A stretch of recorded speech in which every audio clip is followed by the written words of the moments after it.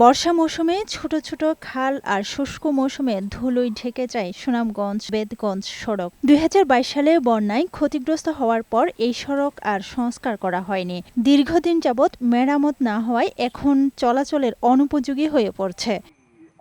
বর্ষা মৌসুমে বড় বড় গর্তে পানি ঢুকে খালে পরিণত হয়, আর শুষ্ক মৌসুমে ধুলোবালিতে দুর্ঘটনা ঘটে। জেলা শহরে যেতে বিকল্প সড়ক না থাকায় এলাকার ব্যবসায়ীরা পণ্য পরিবহন নিয়ে বিপাকে পড়েন। ঝুঁকি নিয়ে চলাচল করেন চালকরা। অতিরিক্ত ঝাঁকুনিতে ক্ষতিগ্রস্ত হয় গাড়িও। যাত্রী লয়ে আসে তো মনে করেন পুরা বিপদ। আমরা গাড়িও মনে করেন সমস্যাও, আমরা যাত্রীও মনে করেন আমরা অনেক ধরনের কথাবার্তা হাসনগর থেকে গুজরান্ত যে বাঙ্গা 2টা বছর ধরে মানুষের 22 বন্যা ভর্তুকি মানুষের এই কষ্ট দুর্ভোগ করতেছে। রোগী থেকে শুরু করে সাধারণ যাত্রীরাও ঝুঁকি নিয়ে এই সড়কে যাওয়া আসা করেন।